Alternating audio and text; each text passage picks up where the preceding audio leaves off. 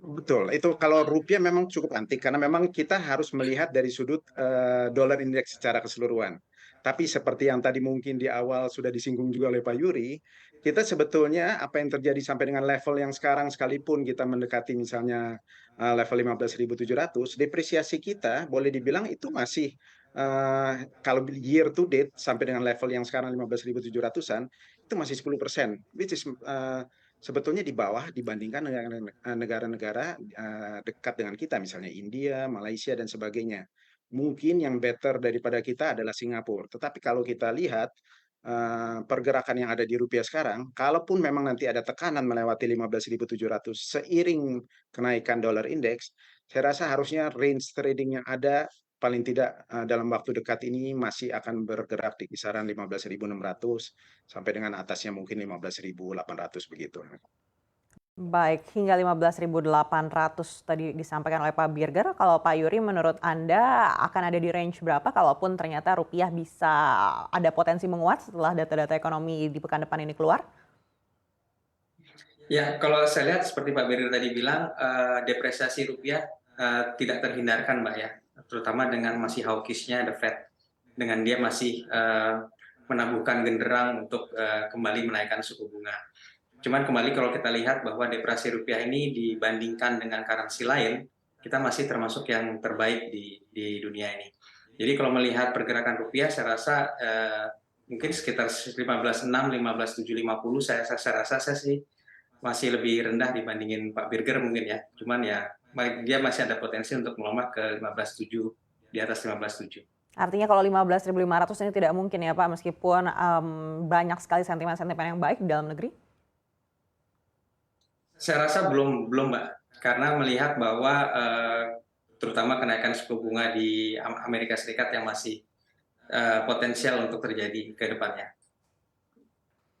Baik, dan kalau kita mendengar yang disampaikan Bank Indonesia terkait dengan DHE atau dana hasil ekspor, ini juga sudah cukup banyak yang masuk ke dalam negeri.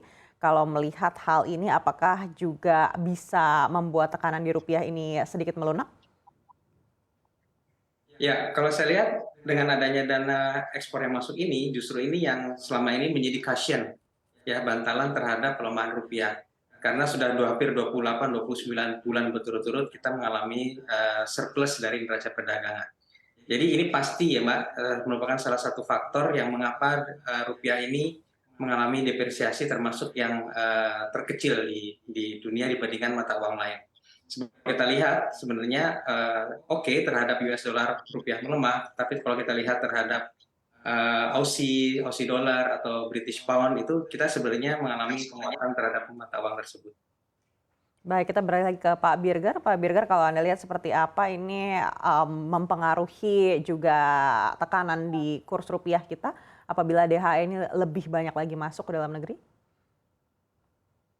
Saya rasa mudah-mudahan memang dengan apa yang kita lihat dengan pencabutan relaksasi yang memang terjadi selama memang masa pandemi, mudah-mudahan dengan memang masuknya devisa hasil ekspor ini kembali ke kita, at least memang kita memang secara domestik kebutuhan akan dolar mungkin bisa diisi oleh memang dari DHI ini. Tetapi memang kita tidak bisa pungkiri karena apa yang kita lihat akhir-akhir ini kita tahu semua bahwa memang perbankan secara keseluruhan terutama di domestik suku bunga terutama untuk USD Depo memang belum terlalu tinggi dibandingkan misalnya negara tetangga kita Singapura.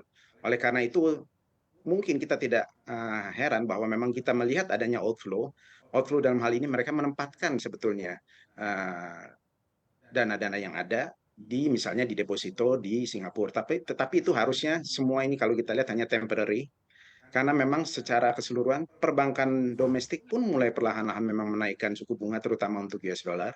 Jadi harusnya dengan attractiveness di situ ataupun daya tarik daripada imbal hasil di misalnya di tabungan atau di deposito ditambah lagi dengan DHE yang masuk ke sini mudah-mudahan ini paling tidak bisa menambah kebutuhan US dollar terutama pasokan US dollar di dalam negeri begitu anak.